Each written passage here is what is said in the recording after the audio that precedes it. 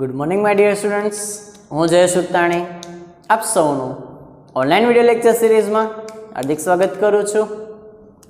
Last time આપણે થોડોક લાંબો લેક્ચર લીધો હતો.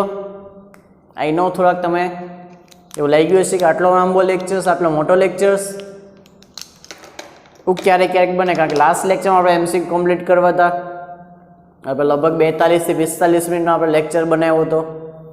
ઓકે, એટલે આપણે એ લેક્ચરમાં આખું કામ કમ્પ્લીટ થાય એના માટે હવે આજથી આપણે કુલ ચેપ્ટર્સ જે છે 1, 2, 3, 4 અને 14, 15 આટલા લેક્ચર આટલા ચેપ્ટર્સ આપણે આખા કમ્પ્લીટ થઈ ગયા છે. With MCQ with extra some complete થઈ ગયા છે. ખાલી કમ્પ્લીટ નથી થયા, સાથે સાથે એક્સ્ટ્રા સમ કરાવ્યા છે, એમસીક્યુ પણ કરાવ્યા છે. બધી વસ્તુ એકસાથે કમ્પ્લીટ કરાવી છે. હવે એમાં કાંઈ બાકી રહેતું નથી. તો હવે નેક્સ્ટ ચેપ્ટર આપણું જે છે નવું ચેપ્ટર, એ છે ચેપ્ટર નંબર 7 યામ ભૂમિતિ. તમને આ નામ સાંભળીને તરત તમારું 9મું ધોરણ યાદ આવે ને? એમાંય ત્રીજું ચેપ્ટર આવું હતું યામ ભૂમિતિ. તો કોઈ કહી શકે કે યામ ભૂમિતિનો વિકાસ કરનાર ગણિતશાસ્ત્રી કોણ હતા અને ક્યાંના હતા? તો કે ફ્રેન્ચના. કોણ? રેને દેકાર્તે. આ નામ હમણાં યાદ આવશે તમારા 9મું ધોરણ કે રેને દેકાર્તે નામના ગણિતશાસ્ત્રી યામ ભૂમિતિનો વિકાસ કર્યો હતો.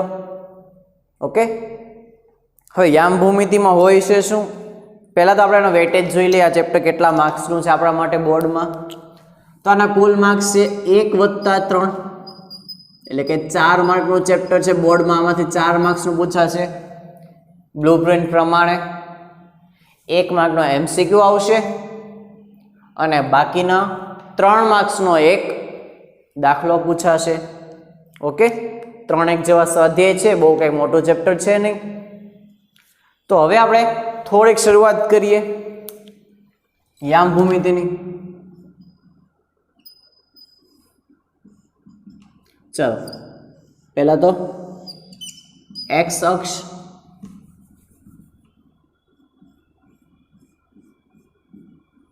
અને આને કહેશું વાય અક્ષ. આ એક્સ અક્ષ કહેવાશે, આ વાય અક્ષ કહેવાશે.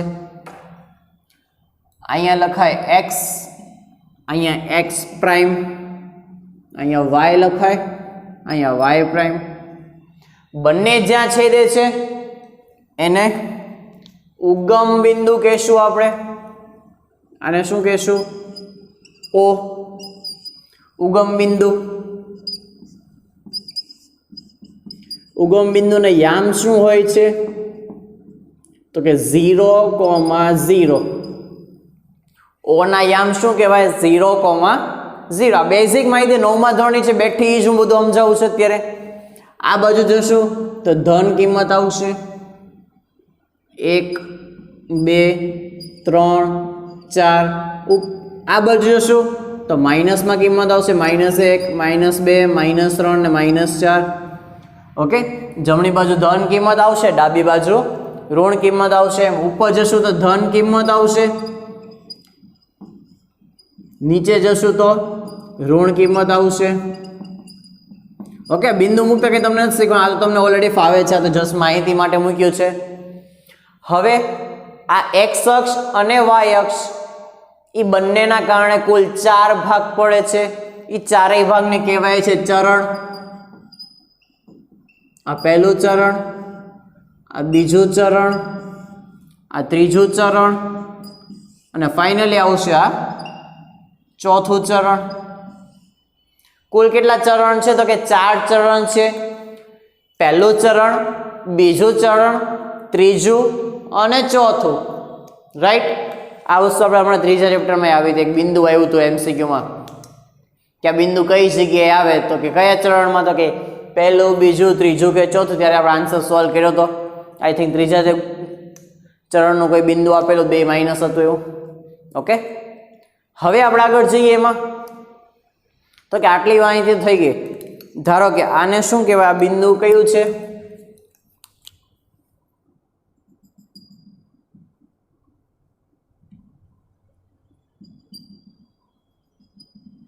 આપણે એક વસ્તુ નાની સમજીએ કે આ બિંદુ છે, પહેલા x યામ 4 y યામ એનો 3. કોઈ એમ પૂછે કે આ બિંદુનું x અક્ષથી આ બિંદુનું y અક્ષથી અંતર કેટલું છે. તમને પ્રશ્ન એમ પૂછો બિંદુ 4,3 નું y અક્ષથી અંતર કેટલું છે, તો તમે એમ કહેશો y અક્ષથી આટલું અંતર. એ આટલું અંતર એટલે શું છે, તો કે જો અહીંથી આટલું, આ જે આટલું અંતર છે એ 4 જેટલું, 4 તો આનો x યામ છે. તો જો અહીંથી એક નવી નોંધ બની. પહેલું વાક્ય ઇમ્પોર્ટન્ટ કે કોઈ પણ બિંદુનું y અક્ષથી લંબ અંતર, કેવું અંતર, જો કે ક્રોસમાં અંતર નહીં, પછી આમ નહીં, લંબ અંતર સીધે સીધું. તો કોઈ પણ બિંદુનું y અક્ષથી લંબ અંતર એટલે બિંદુનો x યામ. શું? બિંદુનો x યામ, અથવા એનું બીજું નામ શું? x યામનું બીજું નામ તમને યાદ હોય, 9મા ધોરણમાં આવતું, કોટી અને ભુજ. તો x યામને કોટી પણ કહેવાય. સમજાઈ ગયો? જો તમને એમ કે આનું લંબ અંતર y અક્ષથી તમે કેટલું કહેશો? 4 અંતર છે, તો એ 4 તો આપણા માટે x યામ થયો. એ જ વાક્ય બીજું કે આ બિંદુનું x અક્ષથી લંબ અંતર કેટલું? કયા અક્ષથી? તો કે x અક્ષથી અંતર કેટલું? તો કે અહીંથી અહીંયા સુધીનું. તો કે અહીંથી કેટલું થયું? તો કે 3. એ તો એનો y યામ થઈ ગયો. તો બીજું વાક્ય બની ગયું આવું કે કોઈ પણ બિંદુનું x અક્ષથી લંબ અંતર, તો એને શું કહેશું આપણે? x અક્ષથી લંબ અંતર એટલે બિંદુનો y યામ, અથવા બીજું નામ છે એનું ભુજ. કોટી અને ભુજ. x યામને કોટી કહેવાય, y યામને ભુજ કહેવાય. આવું 9મા ધોરણમાં આવતું એટલે ઇન્ફોર્મેશન યાદ રાખવાની. 10મા આની ઉપર ક્વેશ્ચન બનાવી શકે ને? શું કામ ન બનાવી શકે? એને કોટી ભુજ શબ્દ ઉપયોગ કરતો કહી શકે, કારણ કે તમે 9મા ધોરણમાં ઓલરેડી શીખીને આવ્યા જ છો. એટલે આ શબ્દ યાદ રાખવા ખરી. 9મું ધોરણ યાદ આવી ગયું. ઓકે, આ બે વસ્તુ થયા. બે ખાસ ઇમ્પોર્ટન્ટ વાક્ય હતા સૌથી પહેલા તો, એટલે આ વસ્તુ કહેવાની જરૂર હતી. ત્યાર પછી હવે કોઈ એમ કહેશે આના યામ શું થાય? આ બિંદુના યામ લખવા હોય તો જો x અક્ષ ઉપર છે તો એને 3,0 લખાય. આના લખવા હોય તો -4,0 લખાય. y તો આમાં આવતું જ નથી. સેમ આના માટે લખવું હોય તો x 0 લેવાય ને y 5 લેવાય. આના માટે લખવું હોય તો 0, -3 આમાં y જ આવે છે. એટલે કે x અક્ષ ઉપર હશે તો ખાલી x યામ આવશે, y અક્ષ ઉપર હશે તો ફક્ત y યામ આવશે ને બીજો યામ શૂન્ય થઈ જાય. બસ આની ઉપર બીજા બે વાક્ય સરસ કે x અક્ષ પરના બિંદુના યામ બરાબર x, 0. એમાં y યામ હંમેશા શૂન્ય હોય. અને y અક્ષ પરના બિંદુના યામ, જો આ બધી વસ્તુ બહુ ઇમ્પોર્ટન્ટ છે. બધી વસ્તુ દાખલા ગણતી વખતે કામમાં આવવાની છે. તમને એવું દાખલો આવે કે x અક્ષ ઉપર એવું બિંદુ શોધો, તો x અક્ષનું બિંદુ તમે ધારશો શું? ત્યારે x, 0 ધારવું પડશે. y અક્ષ ઉપરના બિંદુના યામ એ હંમેશા હોય 0, y. આ વસ્તુ તમને યાદ હોવી જોઈએ, તો દાખલામાં આ બે વસ્તુ તમે ઉપયોગ કરી શકશો. ઓકે, ચાલો.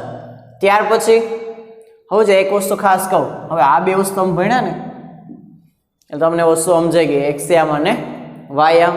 પછી તો કે x, 0 અને બીજું ભણ્યા આપણે x, 0 અને 0, y. હવે આપણે ભણવું છે અંતર સૂત્ર. ધારો કે મારે આ બે વચ્ચેનું અંતર શોધવું છે, 1,0 અને 3,0. આ બે વચ્ચેનું અંતર કેટલું થાય? તો તમે એમ કે આવું શું બાજુ, આમાં સીધું ખબર પડે કે જો અહીંથી આટલું, એટલે કે 1 થી 3 એટલે કેટલું થયું? તો કે 2 નું અંતર. હવે તમને એમ પૂછે તો -4,0 થી 3,0 નું અંતર, તો શું કરશો? તો કેમ ગોતશો? ઓકે, આવું પૂછે આ બે વચ્ચે અંતર કેટલું, તો એના માટે ડાયરેક્ટ સૂત્ર પણ છે. અંતર સૂત્ર તો આપણે ભણવાના છે આગળ, બે બિંદુ હોય કોઈ પણ. તો સૌથી પહેલા આપણે એમ જોઈએ એક્સ અક્ષ પરના બે બિંદુઓ x1, 0 અને જો બે બિંદુ છે બેને x તો ન કહેવાય ને, એટલે પહેલાને આપણે x1 કહીએ છીએ અને બીજાને કહેશું x2, 0 વચ્ચેનું અંતર બરાબર. બીજામાંથી પહેલું બાદ કરવાનું એટલે કે x2 - x1. ક્યારેક એવું પણ બની શકે ને કે આની કિંમત ઓછી હોય ને આની કિંમત વધુ હોય, જેમ કે અહીંયા 3 હોય ને અહીંયા 7 હોય તો અંતર માઇનસમાં આવે. 3 - 7 -4. અંતર ક્યારેય માઇનસમાં લેવાય નહીં, એટલે અહીંયા નિશાની આવશે માનાંક. એ ખાસ લખી રાખો, આ નિશાનીને શું કહેવાય? તો કે માનાંક કહેવાય. માનાંકનું કામ શું એનું એક્ઝામ્પલ આપી દઉં. ફોર એક્ઝામ્પલ, માનાંકમાં 2 હોય તો જવાબ 2 જ આવે, પણ માનાંકમાં -2 હોય તોય 2 થઈ જાય. ટૂંકમાં એનું કામ એમ જ છે, ગમે કિંમત એને ધન બનાવવી. ધન હોય તો ધન જ રાખશે અને ઋણ હોય તોય ધન બનાવી દેશે. આને કહેવાય માનાંક. 2 ઊભા લીટા કરવામાં આવે રીતના. ઓકે, તમારો સ્ટેપ હોય જેમ કે x ની થાય એની કાં સહેજ મોટું કરવાનું, અને કોઈ સંખ્યા લખતા હોય તો એની કાં થોડોક મોટું કરીને ખબર પડે આ માનાંક છે ને આ સંખ્યાનો 1 છે. પછી એવું ન થાય 1 ને આ માનાંક એ બધું હરખું થઈ જાય. ઓકે, આ માનાંક કહેવાય છે. માનાંકનું કામ એક જ છે, ધન કિંમતને ધન રાખશે, ઋણ કિંમતને ધન બનાવી દેશે. રાઈટ. હવે એ જ રીતે y અક્ષ પરના બે બિંદુ 0,y1 અને 0,y2 વચ્ચેનું અંતર, તો એનું સૂત્ર આવું જ આવશે, માનાંકમાં y2 - y1. Right. For example અહીંયા આપણે એક આનો ઉપયોગ કરીએ. જેમ કે આપણે આની વચ્ચે અને આની વચ્ચેનું અંતર માપવું છે, તો જો આને આપણે કહીએ x1, આને આપણે કહીએ x2. તો સૂત્ર શું છે? માનાંકમાં x2 - x1. તો x2 ની કિંમત છે -4 ઓછા x1 ની કિંમત છે 3 ઓછા 4 ને ઓછા, પહેલા બધું સીધું પ્લસ ન થવા માટે પહેલા સરવાળા બાદબાકી થાય પછી નિશાની મૂકવાની. ઓછે ઓછે વત્તા ઓછા 4 ને ઓછા 3 તો કે ઓછા 7. હવે જવાબ આખો જવાબ એક સંખ્યા વધી, એનો જવાબ માઇનસમાં છે તો એને હવે પ્લસ કરી નાખવાનો એટલે જવાબ 7. તો એમ પૂછે કે 3 0 થી -4 0 થી 3 0 નું અંતર કેટલું, તો કે 7 એકમ. રાઈટ. ચાલ, એવી રીતના તમને પૂછ્યું આ 0,5 ને 0 - 3 વચ્ચેનું અંતર, તો કે આ આપણા માટે y1 માનીએ. સોરી, ચાલો આ વખતે એક કરીએ, આને આપણે y1 માનીએ, આને આપણે y2 માનીએ. તો આના માટે સૂત્ર શું બનશે? y2 - y1. તો કે y2 કેટલું છે? 5. y1 કેટલું છે? તો કે -3. તો ઓલરેડી એક માઇનસ હતું જ ને, બીજા પાછા -3, એટલે આવું થયું 5 ઓછે ઓછે વત્તા અને 5 ને 3 થઈ ગયું 8 એકમ. ઓકે, સમજાય છે વસ્તુ? આ સીધો x અક્ષ ઉપર કે y અક્ષ ઉપર જો કોઈ બિંદુ હોય તો એના માટે આપણે સીધો આ રીતે અંતર શોધી શકાય. ઓકે, ચલો આટલી વસ્તુ પહેલા કમ્પ્લીટ કરી નાખ ઝડપથી, પછી આપણે આગળના ટોપિક જોતા જઈએ.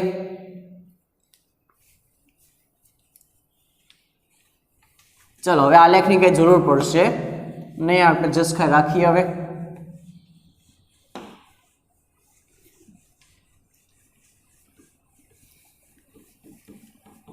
આ તો વાત થઈ કઈ, તો કે x અક્ષ ઉપરનો બિંદુ હોય, બે બિંદુ તો એનથી અંતર, અને બંને y અક્ષ ઉપર તો એનો અંતર માપતા આપણને આવડી ગયું. હવે કોઈ એમ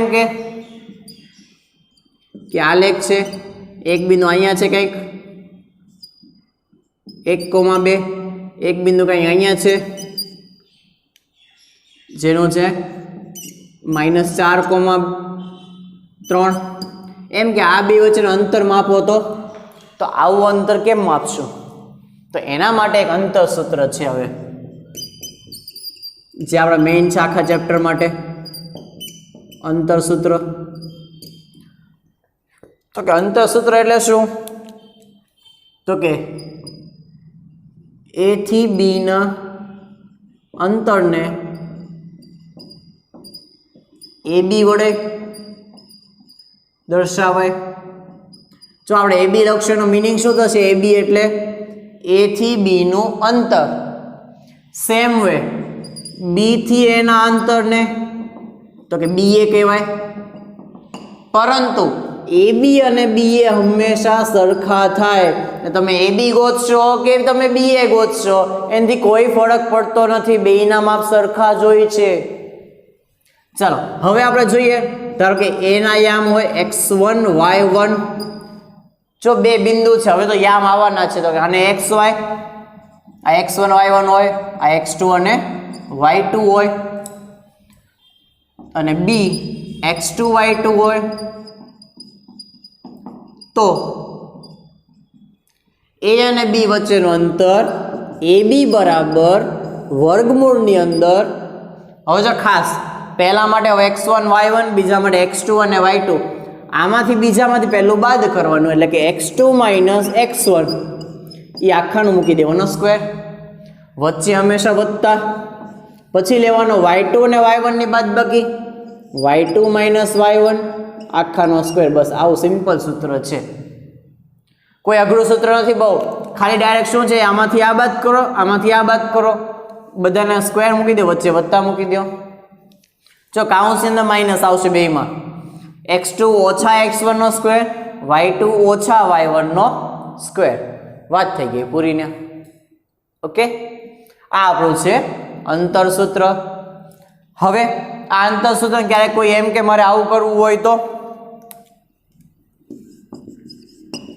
ભૂલમાં કોઈ આવું કરી નાખે તો પહેલા આમાંથી આ બાદ કરીને આમાંથી આ બાદ કરી નાખે તો કે x1 માઇનસ x2 નો સ્ક્વેર વત્તા y1 માઇનસ y2 નો સ્ક્વેર કરી નાખે તો આ વાક્ય સાચું જ પડશે. આ સૂત્ર એવું છે કે તમે આ બાદબાકી કરીને મૂકી દેશો કે આવી બાદબાકી કરીને મૂકશો, જવાબમાં કોઈ ફેર નથી પડવાનો. એનું કારણ એક જ છે કે આ જો પ્લસ આવે કે માઇનસ આવે, એક પ્લસ હશે તો બીજું માઇનસ, પણ એનો વર્ગ થઈ જાય છે, ના કે જવાબ ધન થઈ જાય. એટલે આ રખશો કે આ રખશો કોઈ ફેર પડતો નથી. પણ મેઇનલી સૂત્ર આપણે આ ઉપયોગ કરશું.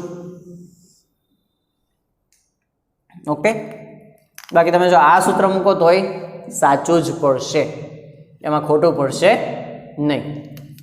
ઓકે, આંતરસૂત્ર આવડી ગયું.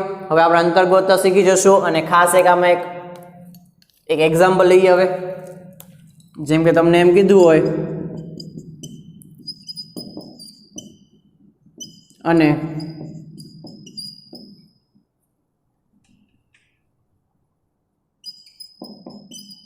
આની વચ્ચેનું અંતર શોધો, આવું પૂછે આપણને, તો આને આપણે x1 y1 કહી દઈએ, નામ આપી દઈએ a x1 y1.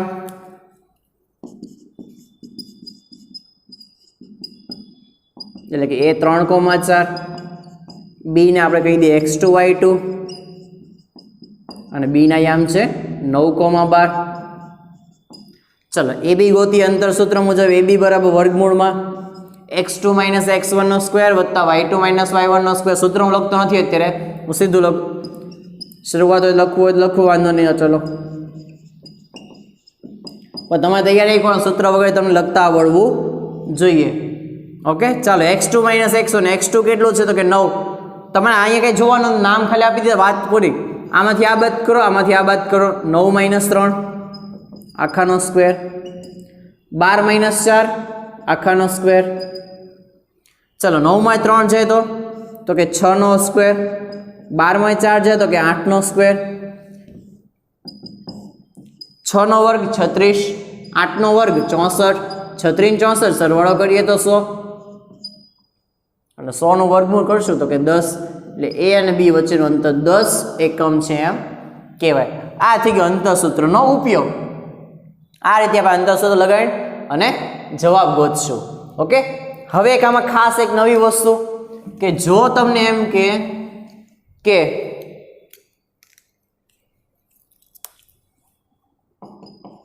P x comma વાયનું ઉગમ બિંદુથી અંતર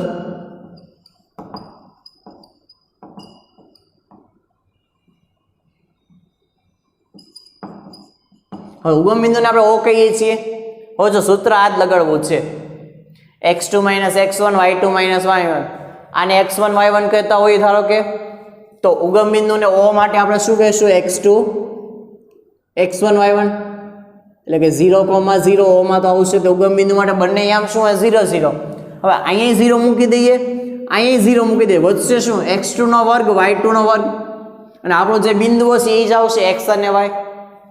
એટલે સીધું યાદ રાખી લેજો કે જ્યારે ઉગમ બિંદુથી કોઈનું અંતર પૂછે બિંદુનું, તો ડાયરેક્ટ બિંદુનો જે x છે આમ એનો વર્ગ કરી નાખવાનો, એનો y આમ જે હશે એનો વર્ગ કરી નાખવાનો. એટલે વર્ગમૂળમાં x² + y², આ એનો સીધો જવાબ કહેવાય. ઉગમ બિંદુથી અંતર મોસ્ટ ઓફ એમસીક્યુમાં પૂછતા હોય છે આ વસ્તુ. એક્ઝામ્પલ લઈ લઈએ એકાદું. p -3,4 નું ઉગમ બિંદુથી અંતર શોધો. આ એમસીક્યુમાં પૂછાતો હોય ખાસ. તો આપણે સીધું લખવાનું કે અંતર બરાબર વર્ગમૂળમાં x² + y². x કેટલો છે આપણા માટે? તો કે -3 નો વર્ગ વત્તા 4 નો વર્ગ. -3 નો વર્ગ 9, 4 નો વર્ગ 16, 16 ને 9 25, 25 નું વર્ગમૂળ 5. ઓકે, આમાં માઇનસ હોય, બે માઇનસ હોય તો જવાબ તો છેલ્લે પ્લસ જ થવાનો છે, કારણ કે વર્ગ થાય એટલે માઇનસ વયું જવાનું છે. ક્યારેય વર્ગમૂળના જે સ્ટેપ હશે એ વચ્ચે માઇનસ નહીં ભેગું થાય, સંખ્યાઓ હશે તો. સંખ્યા હોય એટલે વર્ગ ધન જ થાય. ઓકે, ચાલો આટલી વસ્તુ પહેલા ઝડપથી નોટ ડાઉન કરી લો. ચાલો આટલી વસ્તુ નોટ ડાઉન થઈ ગઈ. અને એક ખાસ અહીંયા મારે કહેવાનું, જો અહીંયા તમે વર્ગમૂળ શોધ્યું 25 નું, તો આમ તો નિયમ એવો છે +or -5 જવાબ લેવો પડે. +5 થઈ શકે ને -5 થઈ શકે, પણ આપણે શું કામ ન લીધું? કારણ કે આપણે અંતર શોધીએ છીએ. અંતર ક્યારેય માઇનસમાં ન આવે, રાઈટ? એટલે ખાસ યાદ હોય, અંતર માઇનસમાં ક્યારેય ન હોય. એટલે અંતરનું વર્ગમૂળ લઈએ. જો અંતર શોધતા હોય તો પ્લસ જ લેવાનું, પણ એની જગ્યાએ જો x ક્યાંક p શોધતા હોય, કોઈ બિંદુ અચળાંક k શોધતા હોઈએ તો +- પાછું લેવાનું. ત્યાં અંતર હોય તો જ ખાલી +- નહીં લેવાનું, પ્લસ જ લેવાનું. બાકી k x આવે અચળાંક શોધતા હશું તો +- પાછું લેશું આનું વર્ગમૂળ. ઓકે, ચાલો હવે થોડી નેક્સ્ટ હજી થિયરી વિશે થોડીક વાત કરી લે બાકીની. તો કે અંતર સૂત્ર વિશે વાત થઈ ગયા. મેઇન સૂત્ર છે આખું 7.1 અને 7.2 માં પણ થોડો ઘણો આગળ જતો ઉપયોગ આવશે હજી આગળ રહી. પણ હવે આપણે વાત કરીએ અંતર વિશે.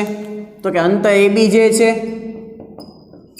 એ હંમેશા કાં તો 0 કરતાં મોટું છે અંતર, ઋણ તો કોઈ દી આવવાનું નથી, અથવા 0 હોઈ શકે. 0 ક્યારે હોય? કે જ્યારે એકનું એક બિંદુ તમને આપી દે, A અને B બંને હરખા હોય ને તો જ AB બરાબર 0 થાય.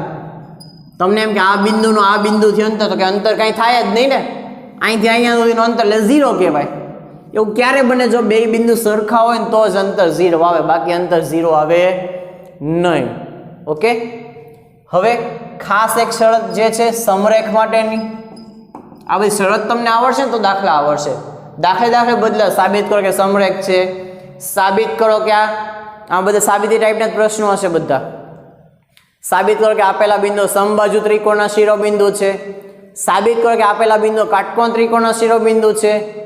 સાબિત કરો કે આપેલા બિંદુ ચોરસના શિરોબિંદુ છે. હવે તમને બધાની શરત ખબર હોવી જોઈએ. ચોરસ ક્યારે બને, કાટકોણ ત્રિકોણ ક્યારે બને, સમરેખ ક્યારે બને. ઓકે, તો કે સમરેખ એટલે શું? તો કે જ્યારે 3 બિંદુ એક જ લાઈનમાં આવેલા હોય તો એને સમરેખ કહેવાય. જેમ કે A અને B, એની વચ્ચે ધારો કે C આવેલું છે, અથવા A અને C એની વચ્ચે ધારો કે B આવેલું છે. હવે સમરેખની શરત આ છે કે AB અને BC નો સરવાળો થઈને AC આવવું જોઈએ.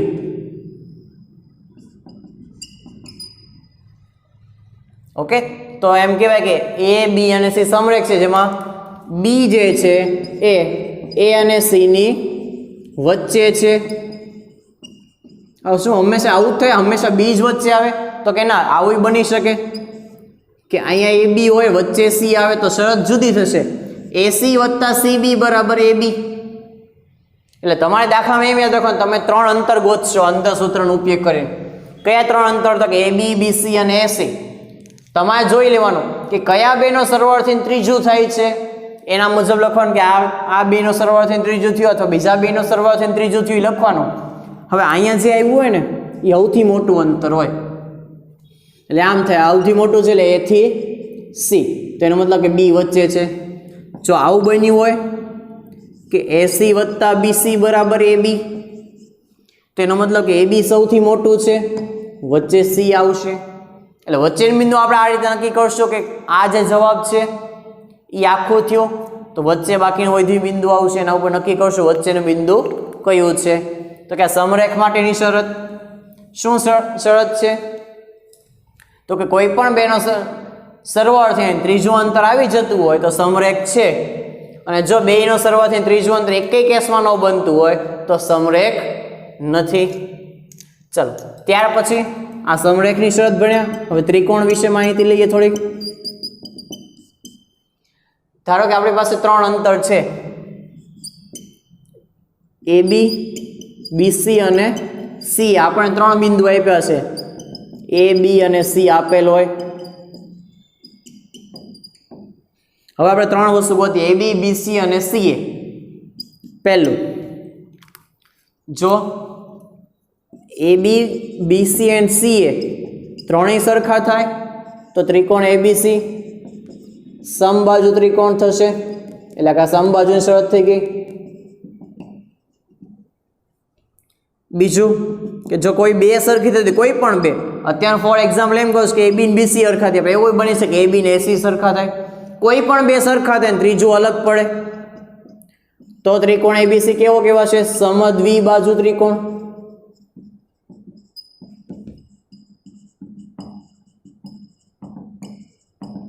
જો ત્રણેયમાંથી એકેય સરખી ન હોય, એ બી, બીસી અને સી એક પણ સરખું ન હોય તો ત્રિકોણ એબીસી વિષમ બાજુ ત્રિકોણ બનશે. પછી ક્યારેક એવું બને કે જો હવે તો આ વાત પતી ગઈ, હવે તમને એવું દેખાય કે એના વર્ગ કરવાથી જો આવું બનતું હોય, જેમ કે એ બી સ્ક્વેર વત્તા બીસી, કોઈ પણ બે બાજુનો વર્ગ કરીએ એ ત્રીજી બાજુનો વર્ગ જેટલું થઈ જતું હોય તો ત્યાં કયો નિયમ આવ્યો? પાયથાગોરસ. અને પાયથાગોરસ આવે એટલે શું આવે? તો ત્રિકોણ એબીસી કાટકોણ ત્રિકોણ છે. તો તમને એમ કે સાબિત કરો કાટકોણ ત્રિકોણ, તમારે શું કરવાનું? કોઈ પહેલા બે ત્રણેય બાજુ એ બી, બીસી અને સી ગોતી લેવાના, ત્રણેયના વર્ગ કરી નાખવાના. આપણે જોવાનું કોઈ પણ બેના વર્ગનો સરવાળો થઈને ત્રીજો આવી ગયું તો કે આવી ગયું તો એ કાટકોણ ત્રિકોણ છે. હવે આમાં જો એસી જે છે શું થશે? એસી કર્ણ થાય. હવે જો એસી કર્ણ થાય, વધ્યું કોણ? એ અને સી સિવાય બી, તો એ કાટખૂણો બનશે. તમારે ફક્ત અહીંયા જો સૌથી છેલ્લે કોણ આવ્યું? તો કે આ એસી, તો એસી કર્ણ બનશે. અને વધેલો ખૂણો કયો? તો કે બી, એ બી કાટખૂણો બનશે, જે આમાં નામ નથી આવતું. અને આમાં નામ એવું બની શકે કે એ બી સ્ક્વેર વત્તા બીસી સ્ક્વેર બરાબર એસી સ્ક્વેર થાય, અને એ બી અને બીસીના માપય સરખા આવે તો તમારે કહેવાનું સમદ્વિ, તો ત્રિકોણ એબીસી કેવો બનશે? કાટકોણ તો છે જ તે, સમદ્વિબાજુ બન્યો, તેને કહેવાશે સમદ્વિબાજુ કાટકોણ ત્રિકોણ.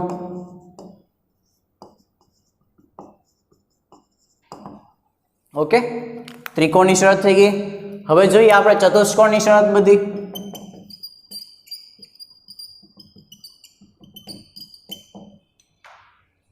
ઓકે, એક ખાસ આ ત્રિકોણ ક્યારે બને? તમને 3 બિંદુ આપીને ફક્ત એવું ચેક કરવાનું કે શું એ ત્રિકોણ છે. તો ત્રિકોણ માટેની શરત શું છે પહેલા ખાલી જોઈ લે, ફક્ત ત્રિકોણની શરત.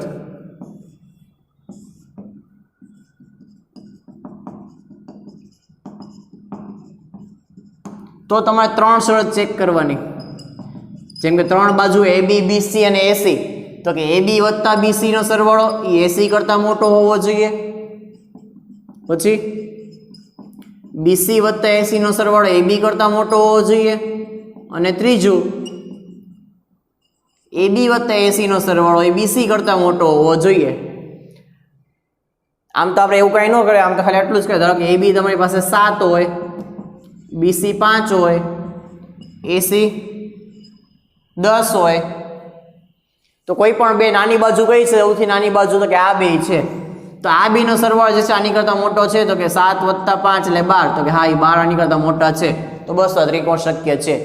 તો બધું ચેક કરવાની કઈ જરૂર છે નહીં. બે નાની બાજુનો જે સરવાળો છે એ મોટી બાજુ કરતાં વધારે હોવો જોઈએ. શું એ વાક્ય જે હું બોલ્યો લખી પણ દઉં છું. બે નાની બાજુનો સરવાળો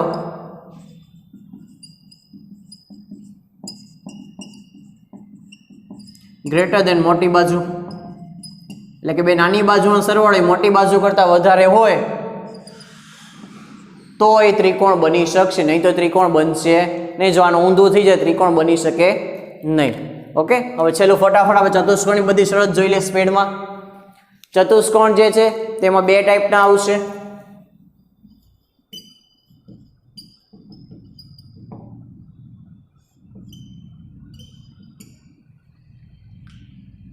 શું ચતુષ્કોણ કેટલી ટાઈપના આવશે? તો કે બે પ્રકારના આવશે. એકમાં આવું થશે એબી બરાબર સીડી અને એડી બરાબર બીસી, અને એકમાં એવું થશે એબી બરાબર બીસી બરાબર સીડી બરાબર ડીએ. કોઈ પણ ચતુષ્કોણ ધારો કે માની લઈએ આમ ચતુષ્કોણ છે, આમાં શું થયું? સામસામેની બાજુઓ સરખી, એને આ બે પર સરખી, અને આ કેસ એવો છે જેમાં ચારેય બાજુ સરખી. હવે આની અંદર પાછા બે વસ્તુ આવશે. જો વિકર્ણ એસી અને બીડી સરખા હોય તો આ કહેવાશે લંબચોરસ. જો એસી અને બીડી સરખા નહીં હોય, શું એસી અને બીડી સરખા નહીં હોય તો આને કહેવાશે સમાંતર બાજુ ચતુષ્કોણ.